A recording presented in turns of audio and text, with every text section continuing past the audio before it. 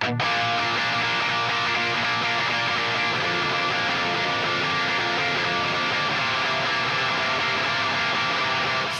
comes the Nastygram.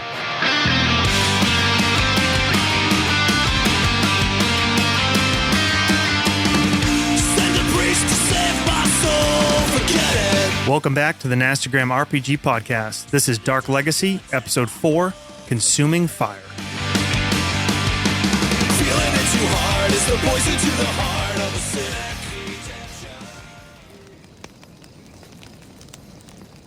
Personal Diary of Kingsley Burke IV, December 19th, Sunday, 1870. Well, what an eventful voyage this has turned out to be. When I first received the letter from Marlowe, I thought that my dear old friend's request would turn out to be a pleasant distraction from the bitter pill of my recent campaign for Congress. Little did I know that I'd be facing mortal peril and dealing with a threat to my very friend's life and lineage. After the ambush on the bridge and our arrival in Black Valley, I tried to busy myself in the best way I could, digging into the matter of the death and circumstances thereof of James Marlowe's forebears. 6 generations at least met with their end within sight of their 50th birthday, and yet I could find no solid connection beyond this. Death in battle and betrayal, perhaps in conspiracy, whether at the ends of Indians, mine collapse, agents of King George. It all seems random, and yet with the threat we face, my heart tells me it is not mere coincidence at play. I walked away with this with Noah Fashnacht as he delved into the matter of the firearms which were used against us from Marlowe's very own safe, from which we also discovered a derringer was missing. We ruled out his head butler, and the matter remains to speak to his wife as well as his mother, who we've learned is in fact of native blood and has returned to live with her kin. Our research was interrupted by an alarm and fire bells from the town where our other companions have traveled. Noah is hot on the trail to push in. I find a terrible feeling so soon after last night's events to face danger to my own skin again. If only I had my brother Charlie's valor to charge to the sound of the guns. This is Jake. I'll be your storyteller for the evening. Hey everyone, this is Dan. I am playing Silas Keene, the photographer. Hey folks, this is John. I'm playing Noah Fashnacht, the locksmith, I guess. Yeah, why not? Hey guys, it's Ryan. I'm playing Les Kershaw, the cowboy who just ran into a burning factory. This is Josh. I'm playing a Kingsley Burke, a hero of the home front. I'm Matt playing Benton Beauclair, the voodoo chef. All right, and before we get started, we're just going to do about a 45-minute deep dive into the coal refinement process. Good, I got my notepad ready. So many listeners coming in. So many listeners. Well, they seem to like how we composed emails and made made soup. So let's talk Coke, guys. Yeah, Coke. Before we get started for real though, let's do a little bit of willpower rewards.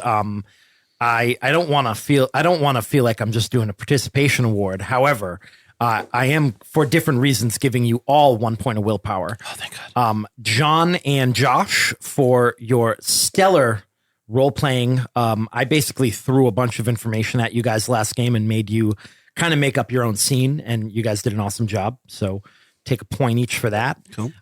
Ryan, you really played up your bond with Marlowe, father figure there, with your whole interaction with him and not only the kind of having a drink with him in the old war buddy, but just sticking with him and following him into the building.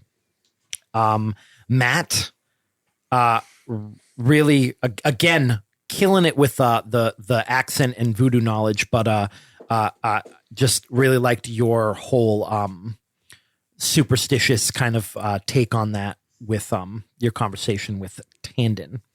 And Dan, I am not giving you this point for your phobia. I'm giving you this point for nothing ventured, nothing gained, for running into there in the first place. I like it. That other point is kind of hanging in the balance at the moment because you are watching what is about to happen. Yep. And what is happening right now is that you are standing pretty close to the threshold of the opened side of this factory building. You're looking in over the quickly filling with smoke room, where in front of you see Les running towards three figures that seem to be struggling against each other, all of them silhouetted by this enormous red hot glowing steel drum. And Is it punctured? it is punctured. Is that where the Balrog comes out? Yes. Okay. Ryan, Les just saw James Marlowe help someone off of the ground, and as he helped them up and put an arm around their shoulder, the man he helped up grabbed him in a headlock. Another man came off the ground, and they are trying to wrestle him down. Matt, you are at the building now. You've just made it to the factory. You hear bells behind you as the fire brigade is approaching, but they have not reached the building yet. You got there before them. You see a crowd of maybe 100 people covered in coal dust who have just evacuated this building. Matt, before we get started with some of the action inside, I'd like you to make a wits and insight roll for me. And meanwhile, up in the house, on the hill, Another tea you can claim. Noah and Kingsley This pate is simply standing at the front entrance, looking at the plume of smoke coming from Black Valley. I think we must go. into the town. Yeah, if this is part of the conspiracy or whatever, he is in danger, yeah? Come on, let's go. Noah walks back in the building, grabs his rifle, Okay. slings it over his shoulder, and I assume Octavius is kind of still there. He is there. He's right there with you guys. Octavius, we need 2 horses, yeah? Yes, this way. I was going to say, the politician and the capitalist playing it safe. Who would have thought? And he brings you to the stable where there are horses. I'm a cool capitalist. I go on adventures. Richard Branson? Yeah, I'm like Richard Branson. Do you have at least some ride, both of you? Yeah, Kingsley's following with you, but he does kind of hesitate. Oh, I don't, actually. Looking into the town and say, there's a part of me that feels a responsibility to look over James's family being here, but If you think it's wise, but I think we'll need all the help we can get. I don't think his family is particularly in danger. It is him himself. Yeah? I suppose, Octavius, just please be cautious of anything on the grounds. Be sure to let no one in the home until we return. He nods. So with no ride skill, you can still ride, but it's still faster than walking or running. But you're not going to be able to like gallop there and jump over fire. Right. So you guys, I mean, I'm not going to make you roll to ride a horse there, unless you want to try to really push and get there fast. No, Okay. I feel You know your limits as far as Kingsley has 1 point of drive or ride, but he probably sees Noah and kind of uses that as an excuse to exercise some caution. Yeah. And I mean, like I said, the horses are faster than if you were running, but still, not like if you were going all out on this horse, you'd be there really quick. Yeah. Because it's only a 10-minute walk. John, you do notice Kingsley's hands shaking a bit as he takes the reins, and you see him settle himself as they start to trot off, and he says, well, quam bene vivas, fivet nam quam dui. It is how well you live that matters, not how long. Hopefully that is not too apropos for the moment. I noticed that on Mr. Marlowe's crest. And he snaps the reins. Ryan, what is Les Kershaw doing? I love these two out there, like casually bantering and just like going on. Nice. I wonder how it's going. Yeah. Spouting off French, phrases and, casually making their way towards the fire. So I'm just barreling in. I'm gonna try to pull the second guy off. There's Okay. like a man pile going on down there. Yeah. So I'm gonna try to pull that. That's my first thing I'm gonna try to do is pull that guy off the pile. Okay. Dan, just tell me if you feel like butting in. Sure. All right. But Ryan, why don't you give me a strength plus brawl? Oh my god, dude! 5 successes. on 3 dice. On 3 dice? 10, 10, 6. Wow. Okay. 5? Yeah. Okay. You kind of take this guy by surprise. You come out of the smoke and you get a hold of him. What exactly do you want to try to So do to him? I mean, I was just trying to pull him off the pile. You can. So I'm thinking like if I can now, if I get him off, if I roll with him, can I get him into like a headlock? Yeah, Yeah. you can. Yeah. So you initiate that. Yeah. You get him into a headlock. As you do that, you realize that he's wearing some sort of like protective gear that is probably something that is used in this factory when they do open these things, so that the heat doesn't like burn Yeah. your beard off. Basically, If I can pull that off of him, I will. Okay, it's like just kind of. it's like a leather like cowl basically with like a darkened glass where his eyes would be, like a welding mask essentially. You get him in a headlock. You get behind him, sort of. He's kind of like almost on the ground, and you're like above him with your arm around his neck, and you manage to pull that off of him. You can't make out any features. It's so smoky in here, and you can't really see him very well. But at the moment, you do have sort of control over this grapple with him. The other guy had an arm around Marlowe's head, and the two of them are now on the ground, kind of like kicking, like scrambling around, kicking bricks around. You see these bricks from the base of that barrel, and they're glowing hot from the explosion. Meanwhile, outside, Benton Beauclair. I had 2 successes on my wits roll. Okay. It doesn't look like anyone out here is really in charge. And you don't see a lot of injuries. You see a few minor cuts and bruises, but nothing very bad. But it's kind of chaos. People are a little too close to the entrance, just wondering what's going on. You hear people saying there's still people in there. You hear the name Marlowe. Is there like a back entrance to this? You know, there's a lot of entrances. Yeah, it's a really big building, and this is sort of the main room where the sorting of the coal is done. So there's 4 different like cargo doors essentially, and where you're standing now was one of these cargo doors where wagons would come and be unloaded. And that door has been kind of blasted apart, and the wall around it has been ripped open as well. But looking down the length of the building, you see the other 3 doors, like in the distance, along the side of the street. Then I'll just kind of move down the street, going to those other doors, and kind of looking in to see if I can see anybody in there, anybody that needs assistance getting out, or if I can hear anything. Yeah, as you make your way down, you do notice that people have come out of the other entrances as well.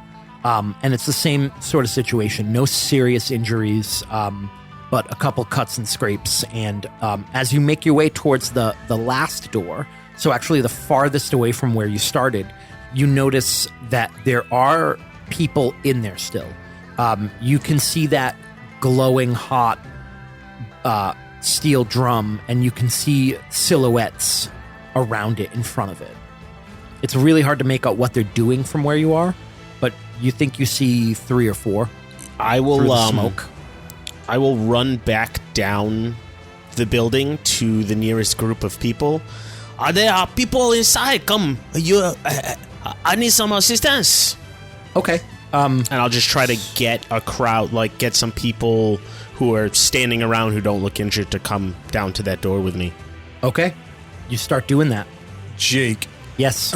Silas, in his kind of stupor. He's going to slowly look down at his hands and expect to see the straight razor that he used to kill that man. I like it. And instead, he sees his holdout pistol that he's holding. Oh, okay. And kind of in that moment, kind of snap back to it. And he's going to run over to the fight that's going on. Mm-hmm. And the idea is that he's just going to try to put his gun directly on one of these men and pull the trigger. Okay, lose a point of willpower. Yep. And roll for me resolve and firearms.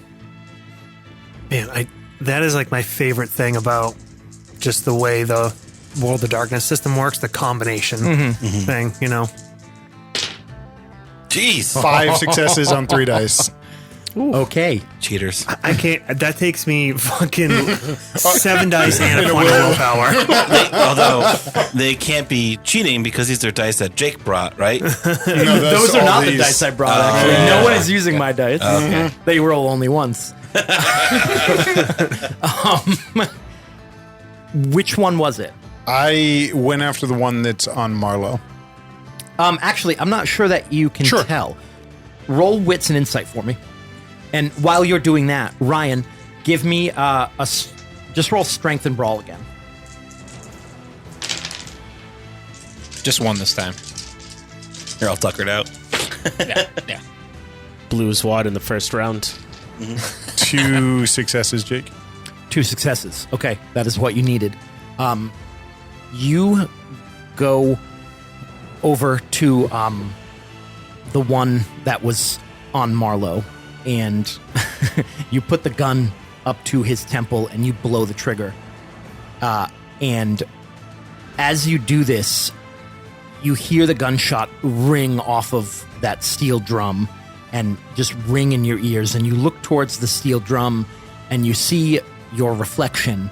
And for a moment, you see something in that reflection that is otherworldly. You see the smoke behind you begin to coalesce. You hear another gunshot, and you see Les fall back, and then you see that smoke in the reflection pick up the second man and drop him onto the steel barrel. Like throw him into it. Yeah. And I see this all in the reflection. Yeah, you see it in the reflection, and you see him kind of come towards you and hit that and catch on fire when he hits it from the heat.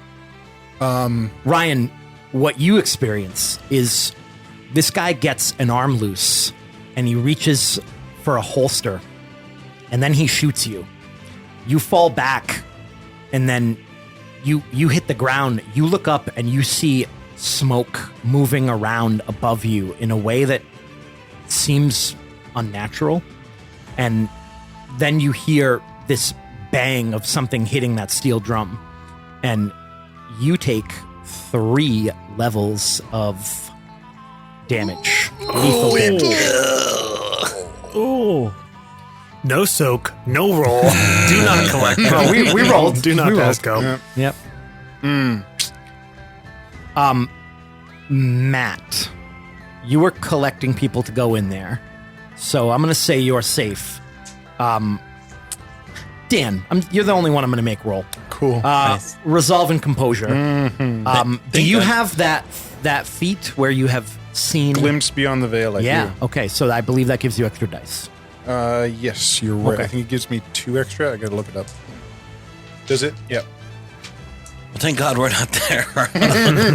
So you lose a little bit more. Let us not abandon all caution as we. Or was it? Resolve and composure, and I think Resolve. Glimpse the Veil gives you 2 extra dice. Okay. You're looking for 3 successes. 4 successes. All right, you don't lose any willpower from observing No something big deal, guys. insane, and No also big also deal. killing a guy at point blank range. I kind of almost kind of again stuck in place watching this now, and I imagine from Marlowe's perspective. So the scene, I can imagine kind of Silas almost marching over to these two men wrestling and grabbing the guy by like the back of his shirt and putting the gun to his head and just pulling the trigger on this little tiny revolver, and then letting the body drop and looking up and seeing all that unfold in the surface of the barrel and being again kind of stuck in place. Yep. He's just like holding on to him as he hangs there. Yeah, just holding onto the back of his of this dead man's shirt, staring up at the barrel, and now completely ignoring Marlowe again. Yeah, as the ringing in your ears makes it so you can't hear anything except that reverberating gunshot. And Marlowe turns you towards him and he's yelling at you. And he kind of snaps you out of it and points towards Les. And he goes over and grabs an arm, and the two of you drag him out of there. And I assume we probably run into... you run into Benton coming in with a couple men. I quickly hand him over to someone else to carry him, because between the explosion and everything, I'm probably reeling a bit. And you guys all get brought out to safety outside of the building as the fire brigade wagons arrive and start pumping water into the building. As we're kind of breaking out of the building and like into the open air, I think Silas stops and turns back to look into that smoke-filled room, looking for signs of anything that he saw again. Yeah, I don't see anything. Maybe it was just a trick of the light. Funny no from- one Kingsley. An outsider's perspective, watched these three men run into a burning building to kill two people and then run back out. It's just hero stuff, guys. They don't love know being we the good killed guy. anyone. As we like trot into town, Noah says, I'm sure it is, well, hopefully it is nothing, but it is auspicious, yeah? That is some sort of a factory building, if I'm not mistaken. That seems to be a lot. Ryan, how you feeling there? How many health levels you got? The most. Yeah. The most. Yeah. He's our tank. I got Well, that's good. I got Shot 4 to the right go. guy. Yeah. Okay, good. That's you have what Dan started with. Exactly. Yeah. We kind of trot up to this group of people on the street. Yeah, In front of this. there's like several groups. The building is like the size of a block, so it kind of goes down the whole side of the street. And near each of the loading dock entrances where people rushed out of the building, near each entrance are different kind of clusters of people. And then you see there's actually 2 wagons now, 2 fire brigade wagons, and they're working to contain the fire. You know, the building full of coal. Yeah, good luck. Fire. Do you see them? There, at the front. Kind of trot around people and kind of come up to the group. Marlowe sees you guys and kind of waves you over hurriedly. Do any of you have medicine? Can't believe somebody Kingsley shot me. does. I do. Kingsley does. Oh, and Benton. Okay. Yeah. Well, Benton, you were already there, so yeah. And I probably handed him 2 Benton. Marlowe says he's been shot as you kind of drag him across the street and onto a patch of grass. I kind of shoot a look at Kingsley and then hop down from the horse. Kingsley stays on the horse for a moment and kind of looks down and says, was he inside the building when this occurred? What's happened? We got to get off the street, Marlowe says. And he looks at you, John, and and he kind of just gives you a signal to like keep an eye out. But he's kind of on high alert at this point. He doesn't have his pistol drawn, but Does he kind of stop me from getting down from the horse as if like to stay, like, does he kind of like... yeah, Okay. yeah. Yeah, so I start to get off. I look at him, and Noah kind of settles back in and pulls the rifle around, so it's sitting on the front of the saddle. Nice. You see Silas kind of walking back out from the building, and I think you, John, probably notice in his hand he's got that small holdout pistol, and there's also blood spattered all over the front of him. Some blood on Les too. Silas, are you shot? I am whole. You can see a cut above his eye that looks like bludgeoned by brick. But Come over here. Put that away. He kind of nods at the... I take my horse and maneuver it to like break him away from the crowd so people don't see that he's holding a pistol. Okay. And try luckily at the moment, everyone's kind of Focus. looking the opposite direction. Yeah. But you kind of make a wall between you and the crowd. Did you say shot? Yeah, any one of y'all got something to put pressure on this? Benton, what are you So- doing? Yeah, so I have medicine, but I also have a specialty is field medic. So Okay. that Why gives don't me you an roll- extra dice, right? Roll that. Roll your medicine plus your field medic specialty, which is an extra die. Roll that with wits. No, just let it bleed a little bit more. You gotta let it bleed all the poison out, Yep. and then That is 3 successes. Anybody got leeches? Okay, all right. You stop the bleeding, and you see that he was shot. You don't think it hit any organs, but it's and it doesn't seem like it shattered any bones. But it's like it's a grazing hit, but it's right above his hip. Okay, so it didn't actually like go through him. It seems like it hit him in the side, but it seems like it just hit meat. It barely hit him. Tasty. But it's gruesome. But it went through, but just very very much just on his side, on his flank.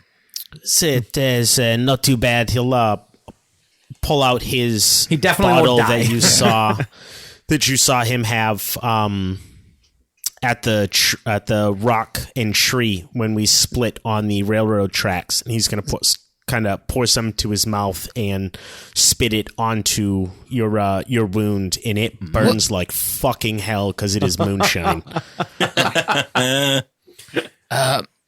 That should take care of it. Done.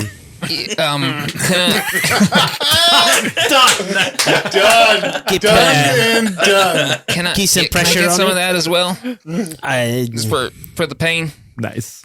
this, yes, yeah. Help on the inside too.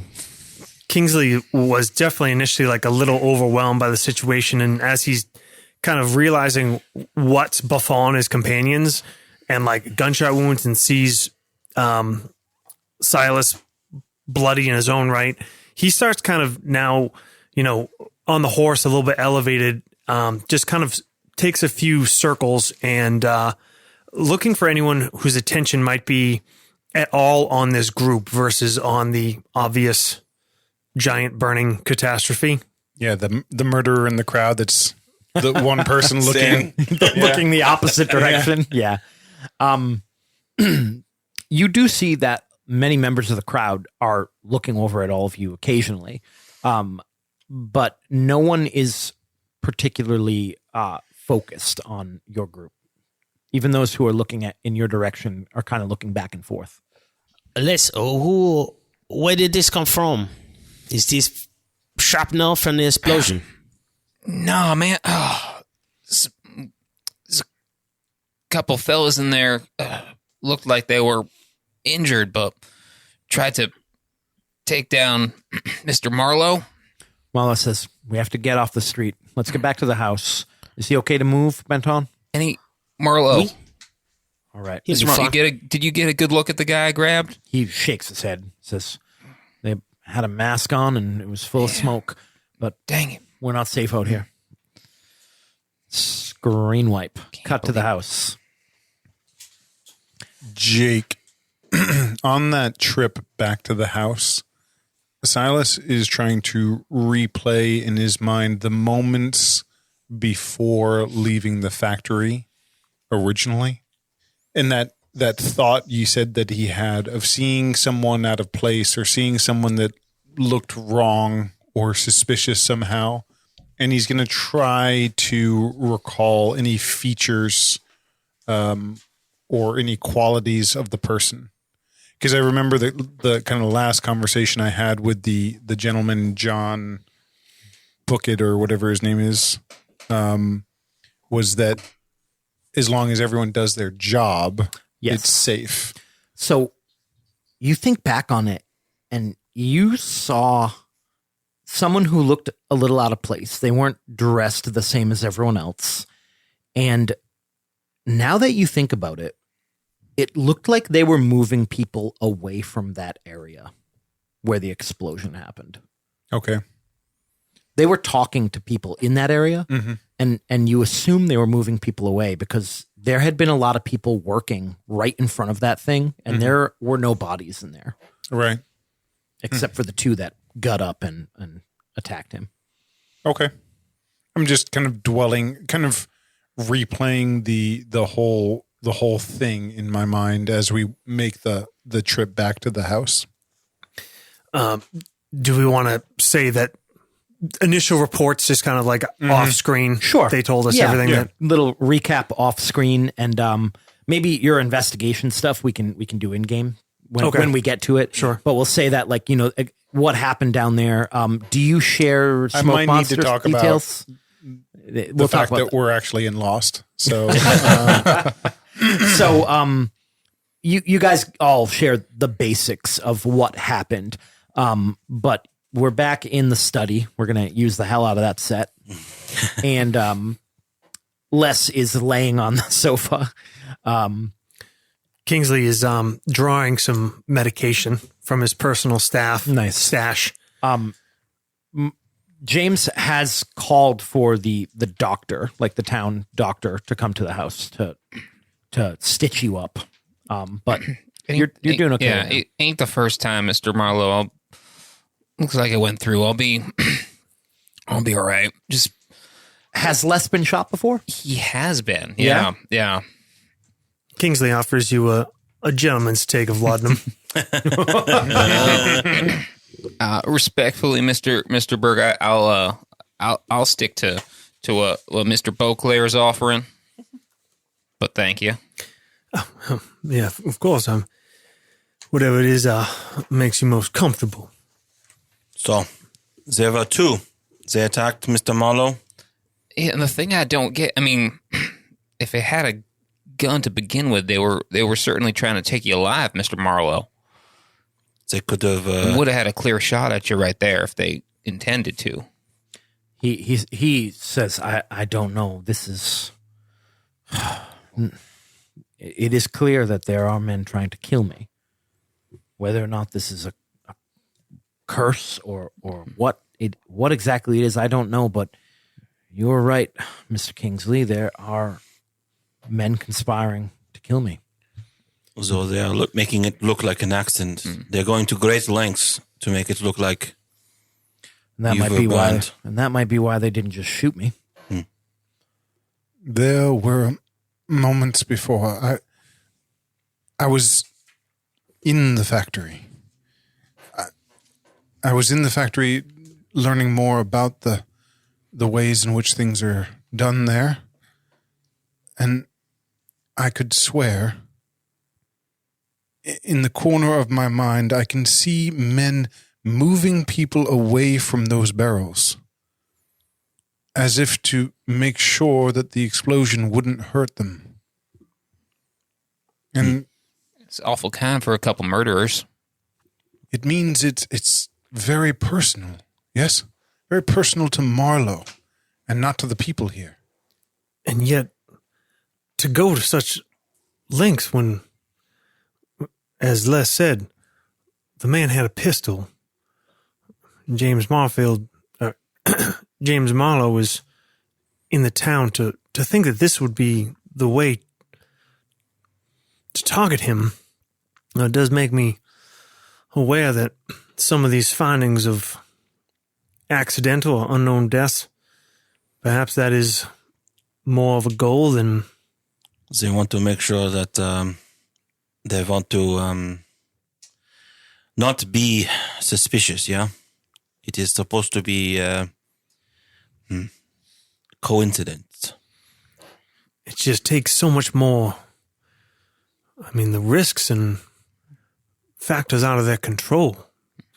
To know that Marlowe would be drawn into that building, I mean, obviously he is an esteemed war hero, but it puts much to chance. Maybe it was opportunity. Maybe these men are conspirators and did plan to blow up the coal factory, but then found themselves confronted with Marlowe and took a chance. Maybe it wasn't necessarily to draw him out. Maybe it was just to wound his industry. And there he was.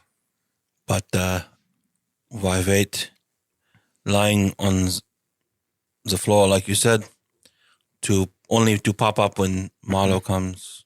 It is...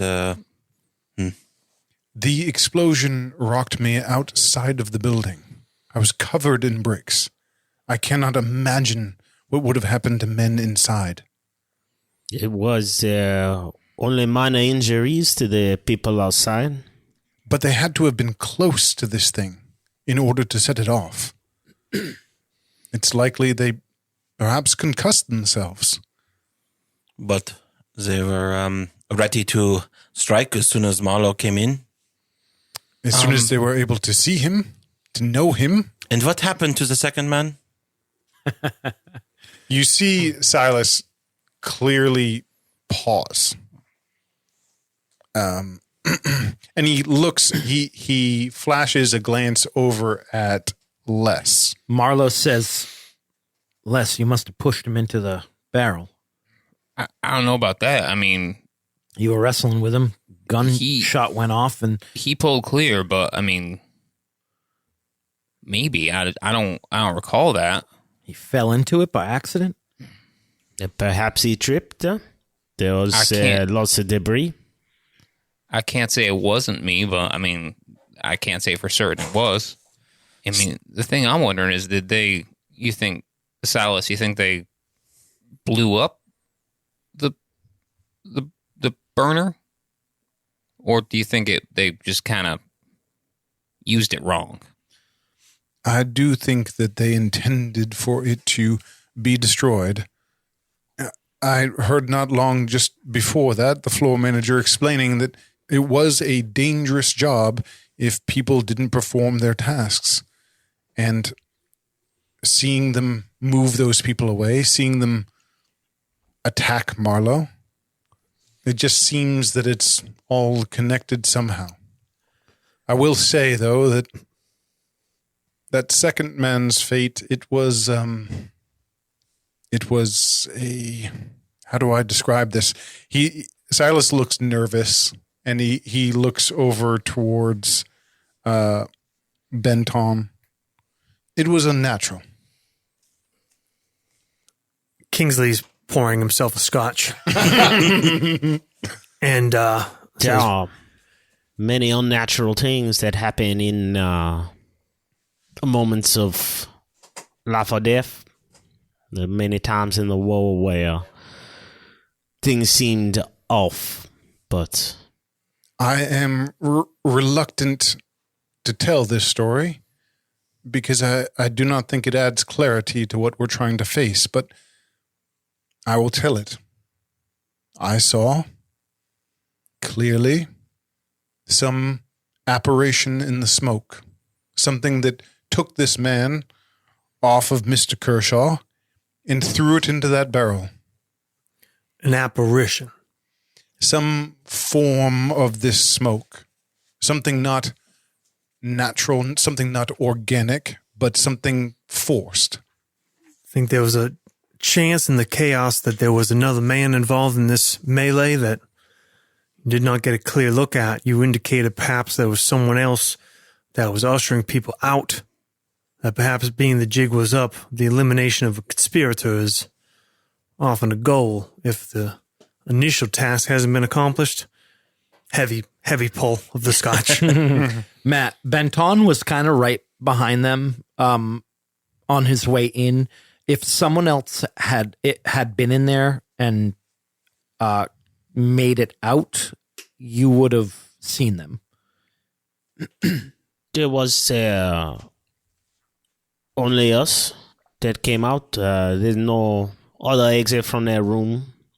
I did see the one body on the ground, but you said this creature had saved Mr. Kershaw here, in a way protecting Mr. Marlowe too. Silas is nodding slowly. So it seems there may be opposing forces. As I said, it does not add clarity to our situation. But I can only tell you what I saw. Has anyone here seen the television show Lost? Let us hope that this particular arc comes to a more satisfying Satisfactory resolution than the writers. Well, John already gave me this great time travel idea. I might just change my whole plot. Kingsley says, I cannot speak to these opposing forces. Let me speak just from the limited things I've been able to gain, all from indirect observation and research. And that is, I posit that we have one fairly definitive conspiracy before us, and the possibility of a much greater multi-generational conspiracy beyond that. Before us, we know for certain that two men, one known quite personally by you, James, attempted to derail our train, murder all of us, and now two additional men in your town, whose identity we will hopefully know soon, made a desperate attempt on your life that was possibly also involved in the destruction of your property. So here we have something tangible. Men that are close, that are known, that are in your community, that are working against your life, against your property, against your friends and allies. That much we know, and that much I think will be the most fruitful for us to focus on. And beyond that, this possibility that this transcends something that has been targeting your family, whether you want to call it a curse or what it is. I kind of gesture off to the table on the side while these papers are spread. I admit I've not been able to make much of a strong cognitive connection between the ends of your forebears, James, but it is true that they have met often violent and premature deaths at a coincidental age. And whether this is tied to that, seemingly when there is a conspiracy afoot, that is, of course, what is the goal? What do they seek to accomplish? And what is their motivation? If it is the destruction of yourself and your person, and beyond that, your well-being, well, what forces could possibly have in common with the Indians who ended the life of your father, or the rumors of an accident, or perhaps even conspirators of the king that ended the life of your grandfather? These things seem to have very little in common, and that is a more tenuous conspiracy to dig into. And I find myself going on again. I walk back over to the liquor cabinet and top my scotch off. If there was a apparition helping these people, it would make sense. The only way to get in this gun case was with a key, or to take it all apart. And I think that would take too long. Kingsley swallows, says, the Derringer. Ah, yes. And along with the two rifles we acquired, there was a Derringer that was missing, not in the logs. Octavius had said that it would often check. Your wife would leave it or take it with her to Baltimore, but it was missing and not recorded. It may be the weapons that was used against Les, our friend. Perhaps that is what that man had. They had regular revolvers. They didn't have a Derringer. He says, well, my wife does not have that weapon right now, nor do I. So most likely it was taken at the same time as the rifles. And you would have found it on their bodies had they had it on them. So can only assume they gave it over to someone else. He looks at Kingsley and he repeats something he said. He says, multi-generational conspiracy. Silas looks up when he says that. If it is in fact some sort of group that endeavors to kill me and wishes to make it look like an accident. Perhaps the Derringer is a last resort. If they can't make it look accidental, they just get the job done. Do me like they did Lincoln. And maybe the fact that that there would be murderers seem so disconnected is exactly their aims. If they sought to make it look as if you were killed in fire in this coal works, well, perhaps the same attempts at indistinguishability was at play a generation ago.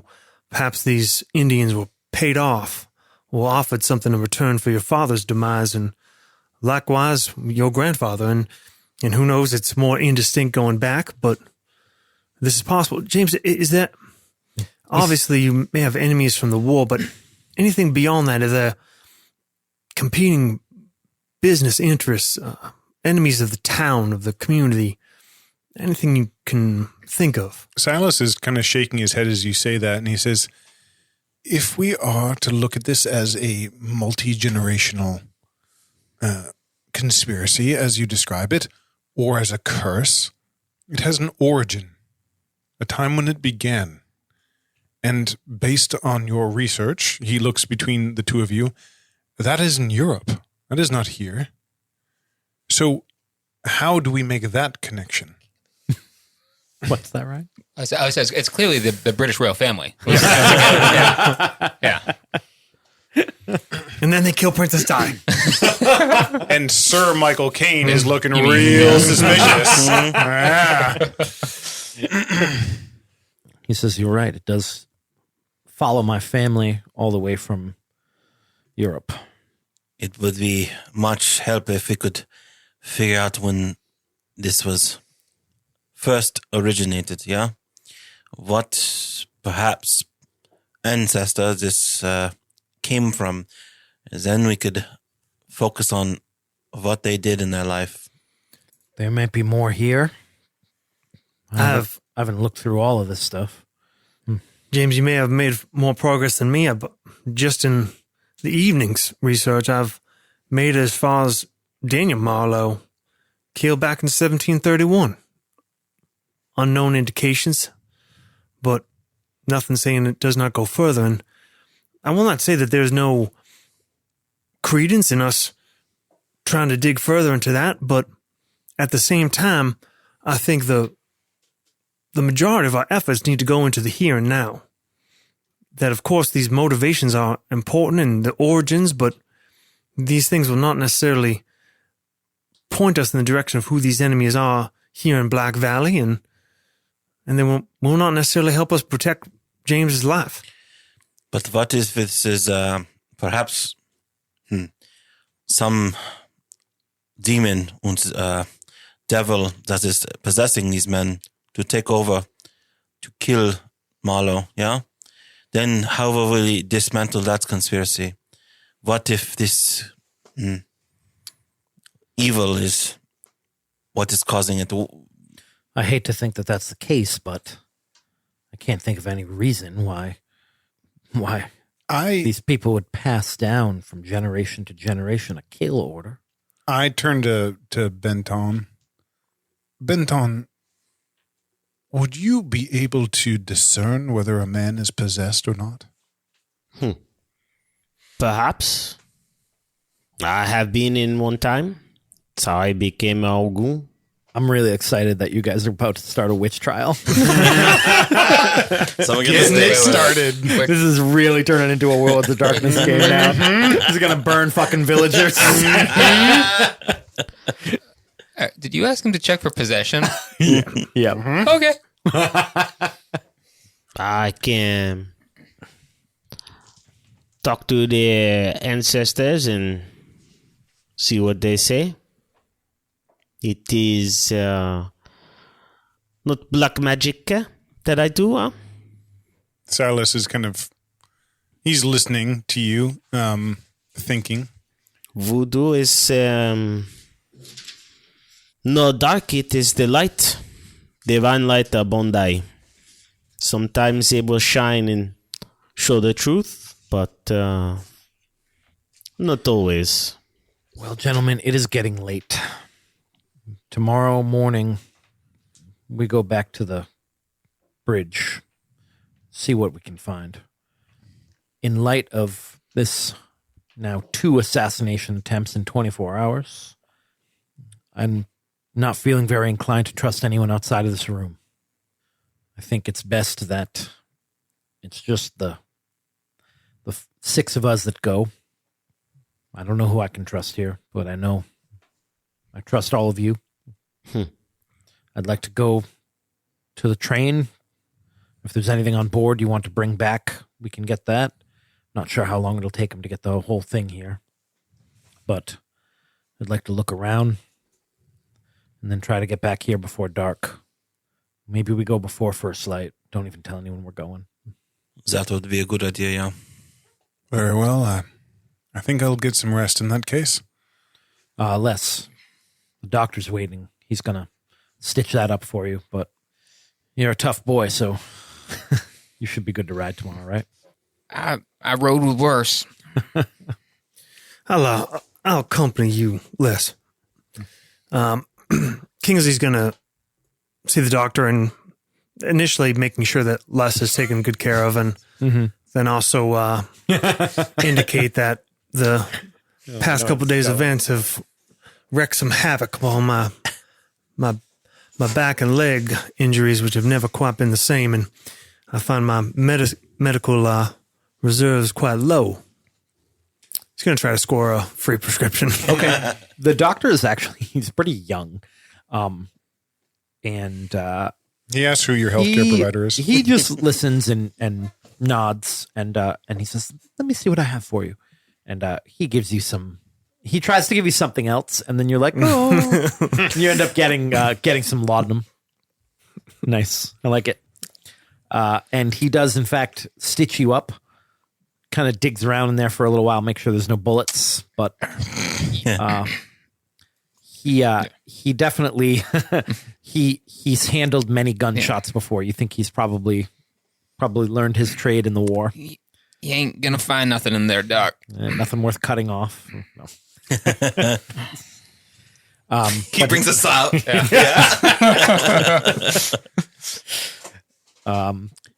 Noah will probably stay up a bit later in that library cleaning. He's going to clean his rifle, but also kind of look over the notes and just kind of be up and on watch a bit. Okay. Until like 11 midnight maybe, and then head to bed.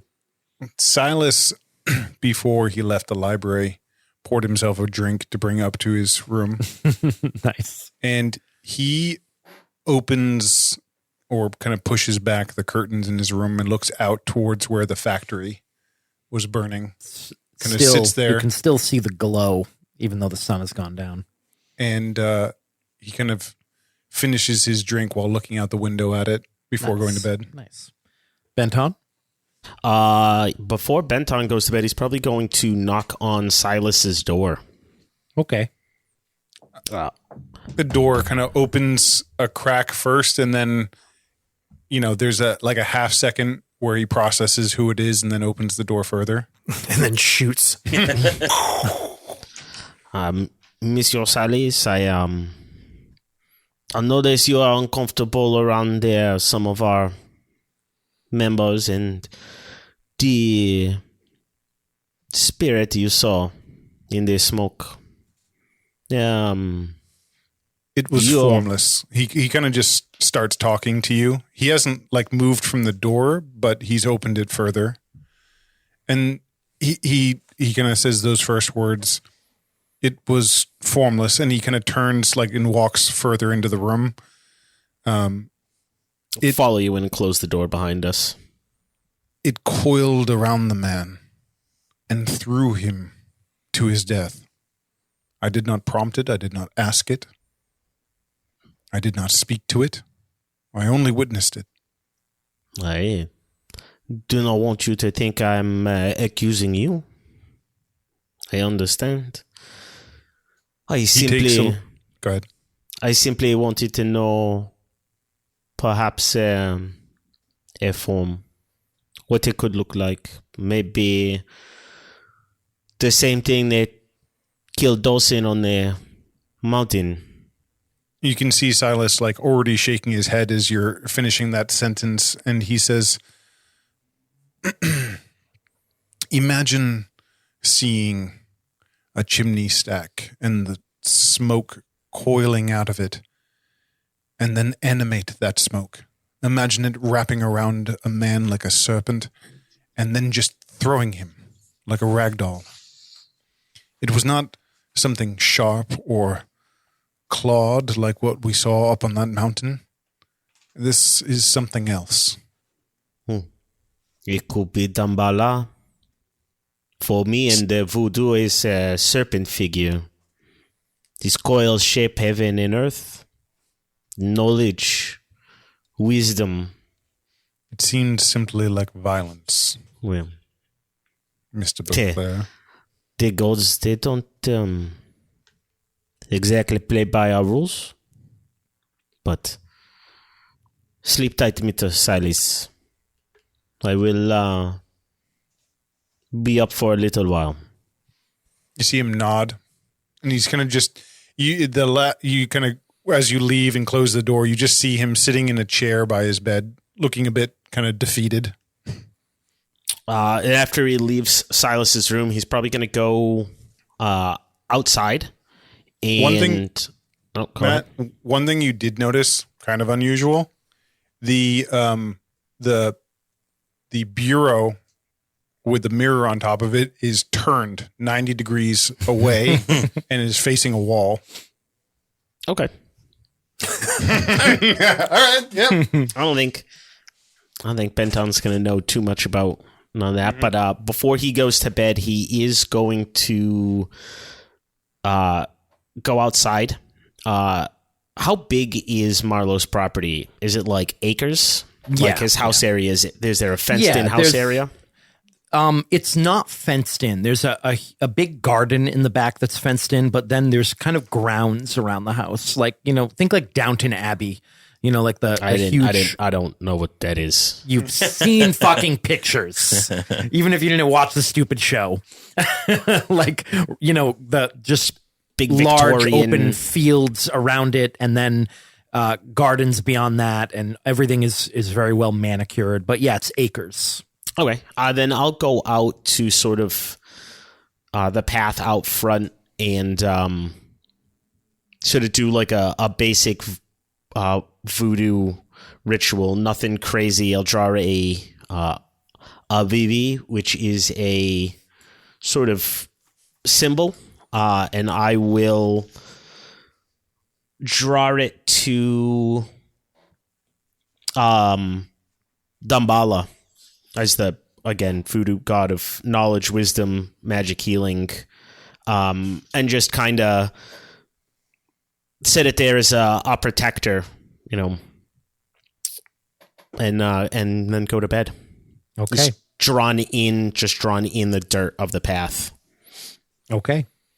Matt, as you make your way in, the sort of, you don't see this, but just for dramatic effect, when you leave that area, a young girl walks out of the shadows where she had been watching you and walks over and scratches out the symbol.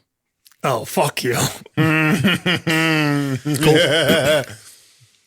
Matt, that night, you have a dream. And in this dream, you are not yourself. You are Walter Tandon, the man who you met today. He's a little bit younger, although not much. And he's standing out in the fields south of Black Valley. It's nighttime. You can see the fireflies dancing along the tree line. And then you see the flash of a lantern in the trees. And again, it flashes. And then he opens his lantern twice quickly. And then you see a group of people start running out of the tree line towards him. Men, women, children. There's 8 of them. And you know that they are slaves escaping from the south. As they get closer, he says, come on, quickly. and he brings them into his home and into the basement where there is a tunnel. And they start walking through this tunnel. And he says, this will bring you below the house. You'll find a place to stay there for a few nights, food, until we can get a wagon to bring you further north. You're in a room underneath the Monroe mansion. And you know that these people... Marlowe Mansion? You're in a room below the Marlowe mansion. And you know that Tandon is helping these slaves to escape. Cool. And you wake up in the morning. One quick thing I wanted to interact. John, you said Noah's up pretty late in the study. Yeah.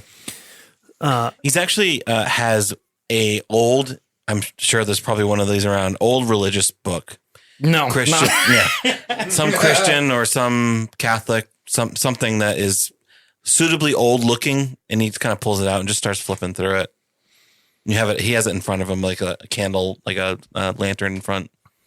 It's late, and like the rifle, like laid across. And Kingsley comes and sits down heavily in one of these big chairs by the fire, and you see he had been over at the table, and you see he has some other effects with him. I think might be papers, and you realize it came out of he has this little personal briefcase and something that looks almost like a journal with lots of personal writings, and he has a letter he's holding in his hand. He takes a long pull of scotch, and he says, Mr. Fastnack, I don't know. People hearing us speak of apparitions and angels and demons. He kind of looks down at the letter in his hand. I think sometimes we can see the things in the world that we wish or we won't. I've never believed that God would move in such a direct way. My brother wrote me this letter, the last I received. He led a cavalry charge, Charlie, in the Third Battle of Winchester. And he spoke of a moment when the angels rose up to protect his men as they came down off the crest and onto the right side of the Confederate lines. And as their volley rang out, the sun suddenly bursting into their eyes from over his men's charge, the volley going wide, saving their lives as they broke through. Spoke of these angels. Yet it was a month later, he was killed by a stray picket fire outside Petersburg. I think we want to believe in angels and such, but where would those angels be then? Perhaps there was something left on earth for him to do. Perhaps the reason your brother lived through that charge and the angels helped was for him to write this letter for you. Yeah? Perhaps. If we allow these things to get their hooks in us, I fear we may overlook something more earthly that could lead to the demise of James or all of us. Well, attempting to understand what God wants only leads to madness, yeah? We can only accept the things he does for us and to us, and to take them as lessons they are. But perhaps there's evil as well. On this earth, walking, I did not believe it as much, more like fairy tale, yeah? As your child, you are told, don't do this, don't do that. There are ghosts and shadows in the darkness, but as you get older, you kind of brush it away. But I am starting to feel like what we are in is more than just what is on this earth, what is in front of us. There is something at work, dark or light. Perhaps. I think Kingsley kind of sits still and quiet for a long time after that, and at moments you might think he's asleep, and then the glass will move up to his mouth. I think I was going to use this to change my bond, a starting bond with Noah, to faith in a man of science. I think he, interacting with his new companions here, I think he views Noah as someone that is a little bit more of the books of learned and maybe a little bit of a conduit to try to channel some of this fucking nonsense through, and maybe try to interact with. Cool. I like it. All right. So the next day we'll do another screen wipe. You guys are on the road. The sun is just barely up, and you're following those train tracks back towards the train. It is just the 6 of you, all on horseback, moving at a pretty good pace. Is there anything in particular anyone wants to do on that trip? It's only a couple hours, moving quickly on Who's the horseback. 6th guy? Marlowe. 3, 4, 5. Matt. Jesus Christ. Ben Hey, Hall. Jesus bro. Christ. Yo, hey. Always forgetting the black man. He's not really part of the There's group. only, He's carrying the like luggage. 5 of Don't us, worry. right? It's not that. It's that you live in Maine. 5 3/5. Yikes. Woof. Cut. Factually accurate, though. It is factually accurate. Don't have to roleplay this, but I think just for some set dressing, Kingsley would have brought up just some hesitation that perhaps unwise for us to return to the scene of, in case the killers were also to return. But he goes reluctantly. Well, Nice. Mr. Burke, I don't think no killers are going to return out here. They're dead already. Well, we do not know their numbers. I think that's one thing that we can be sure of after last night. Marlowe says, how you feeling, Les? Probably going to be a little redder on the bandages by the time we're done, but I'll make it. That doctor's pretty good. He stitched up a lot of young men. Is he one of yours from the war? Oh no, I didn't serve with him directly, but that's where he learned. Well, sure did a better job than folks out in Utah, that's for sure. Well, we should be passing the work crew at some point this morning. I think the best thing to do is just go right by him. Then we keep up this pace, we might even pass them before they break camp. So you guys carry on for the rest of the morning, heading back to the chasm where the train was stopped, and you don't pass the work crew. As you get closer, Marlowe is getting a little nervous, but as you get really close to where the train is, you can hear them. You can hear talking. You can hear people moving around. You can hear like hammering. And Marlowe smiles and says, it's a good group of men. They probably pushed a little extra hard to make sure they could make camp here. Get an early day in. Were we following the tracks like the same way we came? Yes, Okay. yes. So you passed that campsite that you investigated. You passed that tree where the road split. Jake, I'll take another look at the campsite. I mean, I probably won't Yeah, find anything you- different. You take Yeah. a look and then kind of catch up, but you don't find anything Yeah. else. Jake, from this morning, actually, could I get myself a real pistol? Yeah, Before sure. I leave? Yeah, sure. All right. If we pass that split again, I would just ask Marlowe what is down the right path, if it leads to town. He says, well, a couple miles up that way is a old coal line that ran dry. It's all flooded out now, though. There's nothing there. Keep going past that, and, keep going past that, and you'll meet my mother. Bum, bum. Maybe one day. So, a little while later, nothing to worry about there. It's fine. How I Met Your Mother, 1870 version. You make it to the chasm where the train is on the other side. There is, in fact, a work crew of about a dozen men. They've got a lot of equipment. They've got this wagon that sits right on the rails, pulled by like 4 horses, loaded up with fresh support beams, and these guys are already working to kind of set up their own camp and start hauling stuff down into the ravine below so that they can start working on this track again. But you see that they've also already set up lines that go across the ravine so that they can kind of safely cross the tracks to get to the other side. They've there is a couple guys on that side talking to the conductor, O'Sullivan. O'Sullivan, yeah.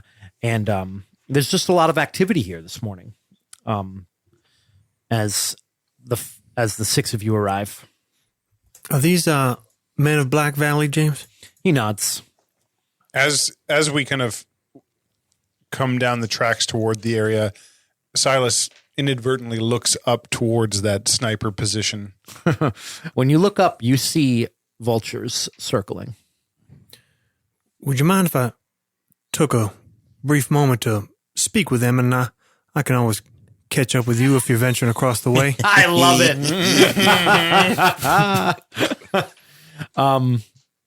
He nods. Says, "Go right ahead." What's everyone want to do? Noah's going to hop down, and he's going to go across You're gonna go across. and get some stuff. Cool. More of his stuff, Okay. if he can. Josh, what is Kingsley doing? He's going to go talk to the work crew. Okay. Ryan, what's Les doing? I guess I'll make my way down the ravine.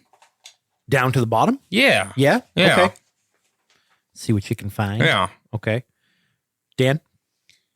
Silas kind of looks over at the ravine, knowing the logistics of like his cart and his photography equipment, knowing that it's not going to happen today. Mm-hmm. And he kind of sighs inwardly, and then he turns to Marlowe. I can show you. He looks up. He sighs deeply and then walks that direction with you. Matt Benton going with them, or is he going elsewhere? Yeah, he's sticking with Marlowe.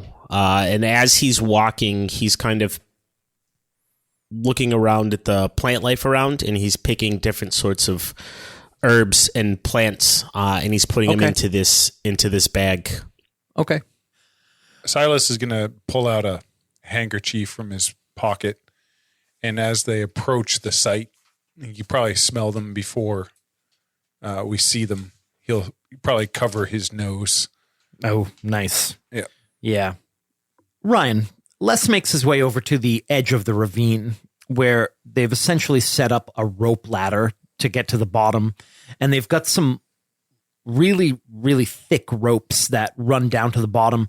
And you can see that they're getting ready to move these pine poles down into the ravine so that they can start later today probably building a new support. But at the moment, they haven't moved any of them. They're just sort of setting up these lines so that they can move them down there safely. But a couple of the guys see you coming, and one of them says, like, "Can I help you?" Oh, no, thanks. I'll be fine on my own. Just going to go down there, take a look at what might have happened down in the ravine. He nods, and then he sees Kingsley coming. You start climbing down. He looks at you and he says, "You going down the ladder too?" No, not quite up for myself. He lowers himself off the saddle and kind of like pulls off a couple water skins.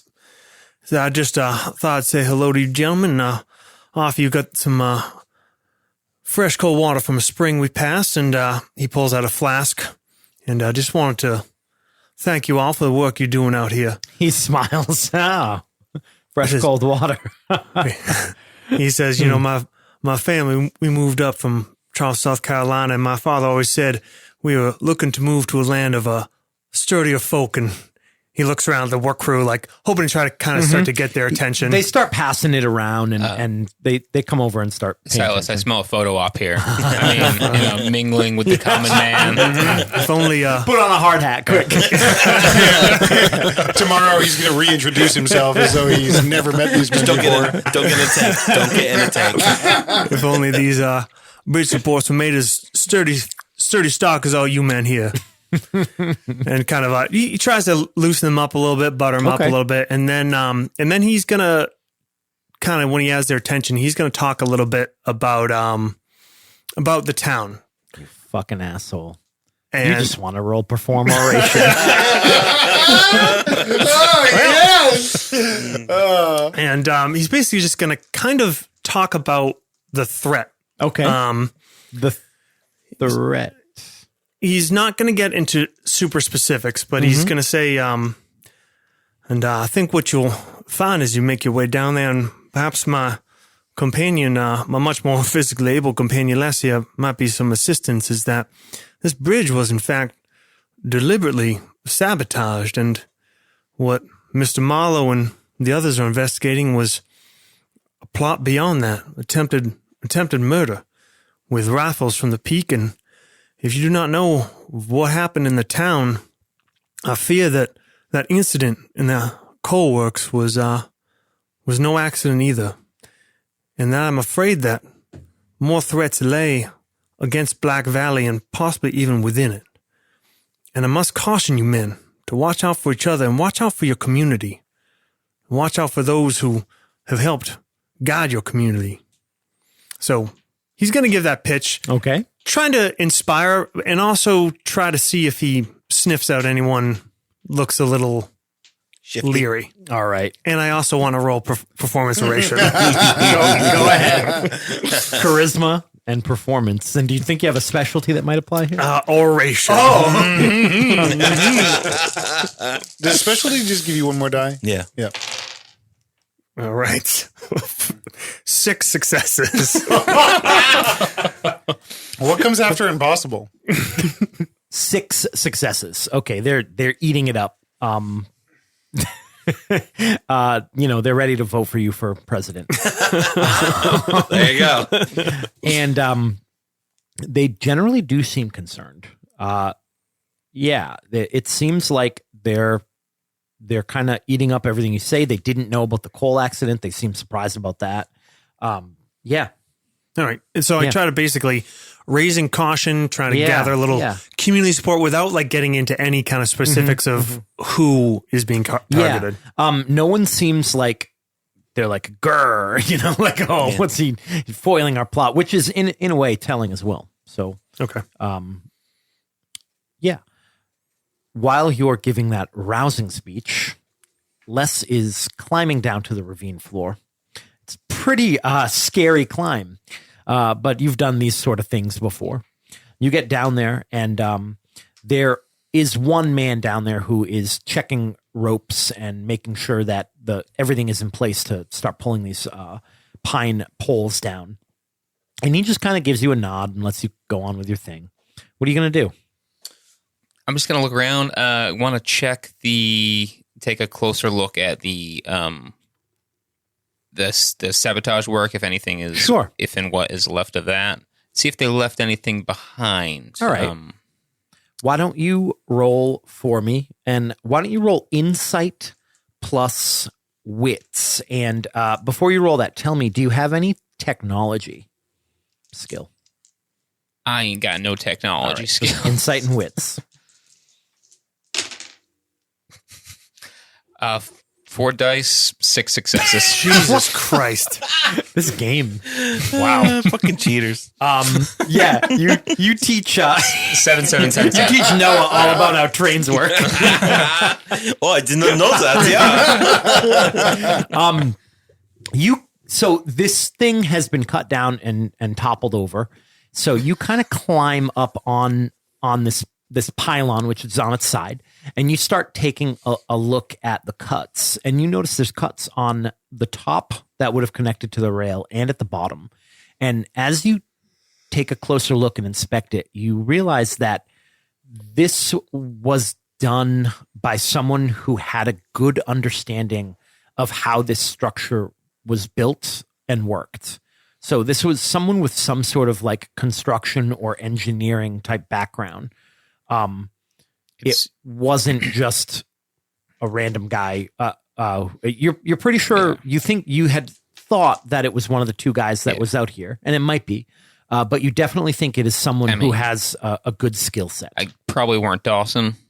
Dawson was a coal miner. Yeah, it probably wasn't him. So it's a precision job here. Mm-hmm. Yeah. Very precision. Yeah. Granted, I guess coal miners do work with supports in coal mines. It's true. But this was done in a way they didn't almost like they wanted to collapse the bridge and leave the rails so that it wasn't completely obvious. Yeah. And if it wasn't for Bill the Trapper, the train would be in that ravine right now. God bless Bill.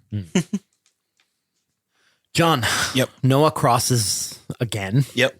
Getting kind of used to this now. At least Now there's a there's rope these now. nice rope Yeah. railings. Yeah.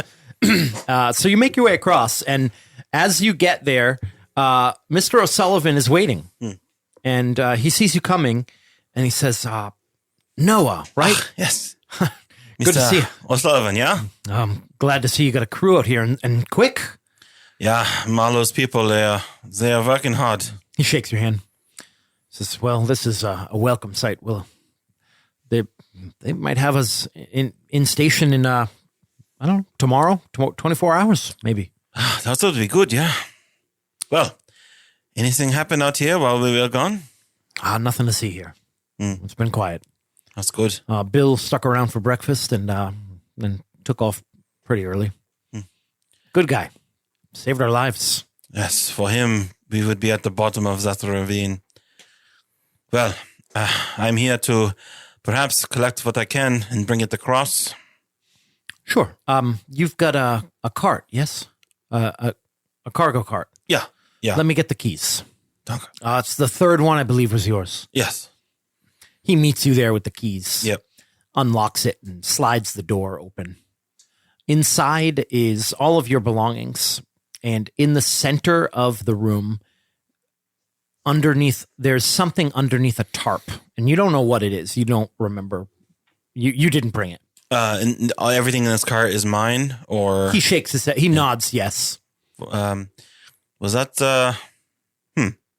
I don't think that was mine. But, I get the cargo manifest, but everything in here should be yours. yeah. Well, I'll go get it. Done. He walks up Yep. to the... When he leaves, I go in and I take a look under the tarp. You pull the tarp off, and it is... Dead hooker. you pull the tarp off, and it is a Gatling gun. What is this? You own it. It's yours, but you don't remember bringing it Oh, with it's you. one of mine. Yeah. But I mean, it is like a fucking infantry killing, Guys, look what I have. Sleepwalking again with your Gatling gun. stand. Never leave home without it. It's all about the personal protection, yeah? That can't be in. It's my right, yeah. It's my right. This is America. It's a right to wear arms, yeah?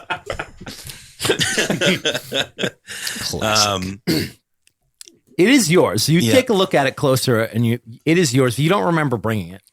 Is it like packed for travel? Or Mm-hmm. Yeah, okay. yeah. I kind of look through the rest of my stuff. It's And- all here. Yeah. He comes back. He's like, "I got the manifest right here." Let me see. You take a look at it, and it's on there, and it has your signature. Boss.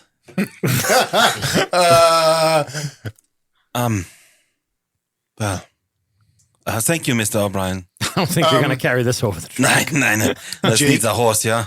Can I make some sort of like intelligence and insight roll on John to see whether he is bluffing our group or not? I didn't bring a Gatling gun. My signature's on it. That's so weird.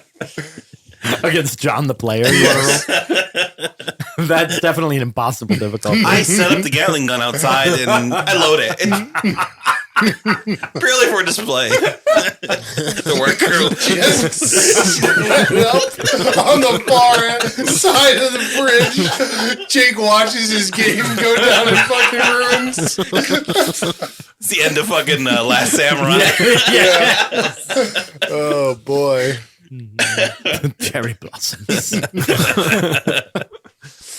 Anyways, Noah kind of like circles it. He's like, Well, like I said, we should have it in the station tomorrow afternoon. yeah. Well, I'll be able to take this and are there any like light like push carts that can go across the tracks that the workers are using? There are, but you're not sure. They might be too heavy Okay. without the supports in place. All Yeah. Yeah, I take a couple odds and ends. Okay. And I ask him, Well, my companions are investigating, looking at the work site. Perhaps I can double check their cargo. Yeah. Yeah, sure. What do you want to look at? Well, does everyone have like a cargo? No, just you and Silas King. Silas, okay. Yeah. I say, well, can I? Do you mind if I take the manifest for Silas's or Mr. Keen's? He nods. Yeah, sure. Danke. Gives you. Well, I'll take a look. I'll make sure it's all there, and well, we'll see if we need to bring anything over. But I thank you for all your help, O'Sullivan. Mm-hmm. All right, I'll see you in a few days. I don't want you to find my coffin. You definitely called him O'Sullivan and O'Brien. Did I call him O'Brien?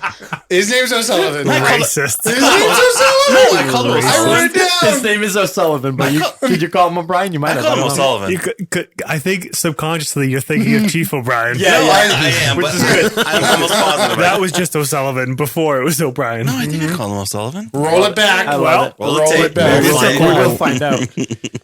If I'm racist against Irish people. You make your way back. Little shooken by. Yeah. Yeah. That's- Meanwhile, Sure you are, John. Sure you are. I check his cargo. You know, I'm gonna check Yeah. his and make note everything of, is I mean, as far as you can tell, it's all the correct things that are on the manifest. He has a Gatling camera. It's like those Matrix, the stop motion. yeah. I'm going to ask O'Sullivan if I can take the manifest to Silas.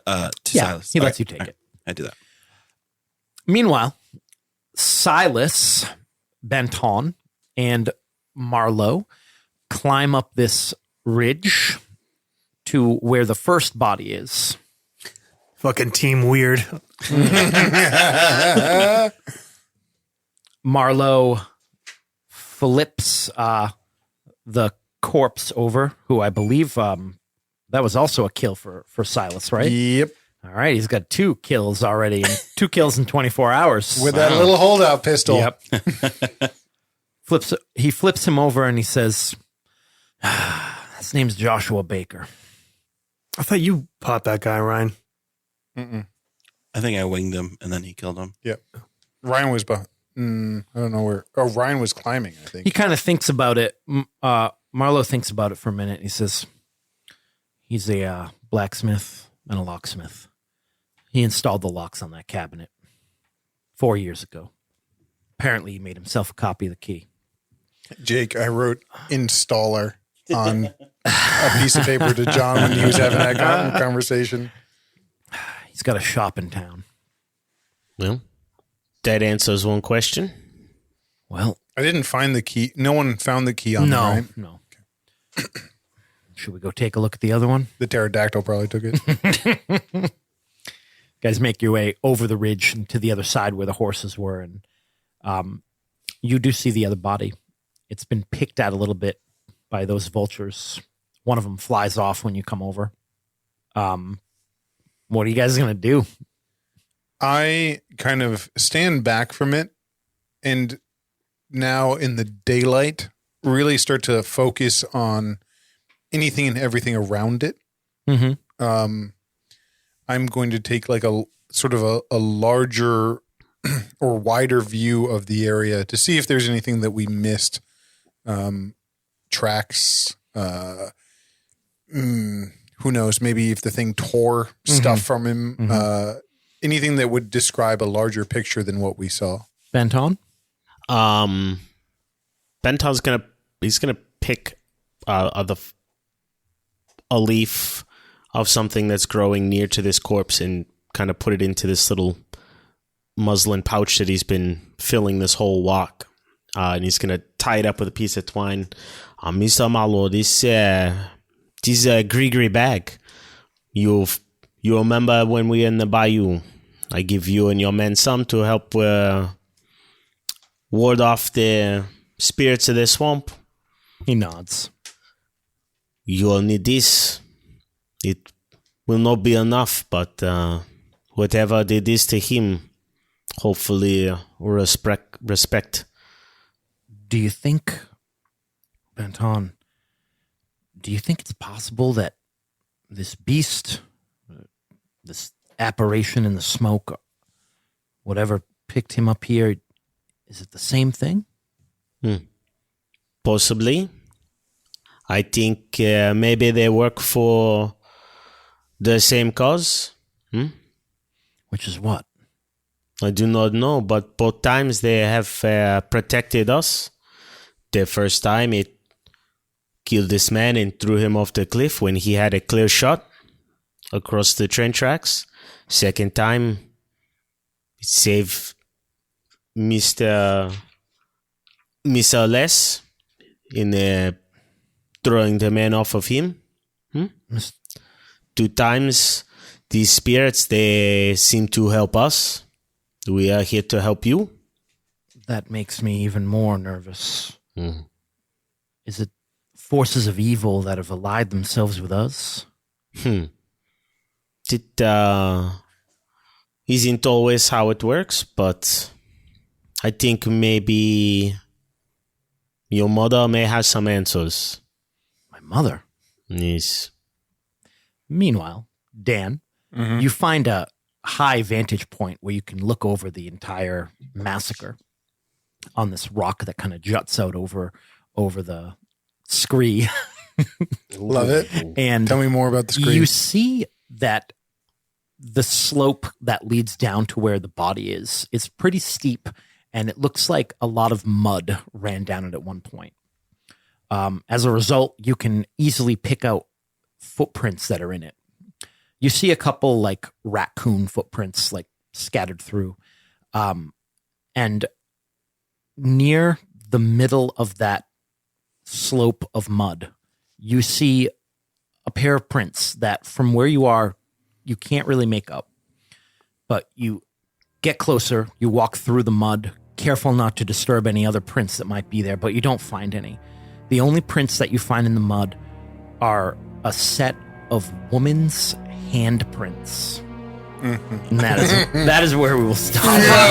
Yes. That is no bueno. I don't like that at all.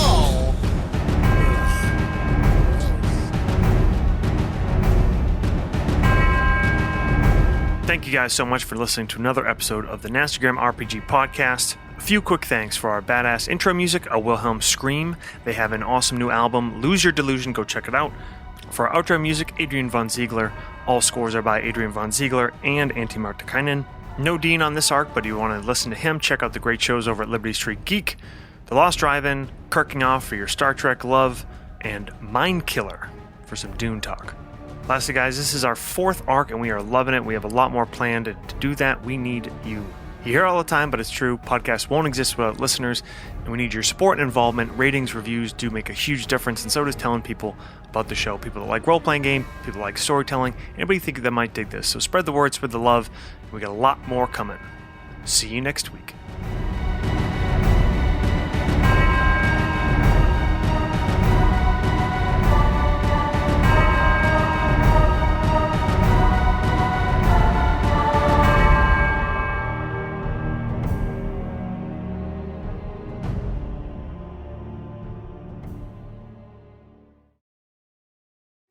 Hold on, we gotta wait. Can you give him a call? I mean, it's kind of fitting, actually, for the scene. Yeah.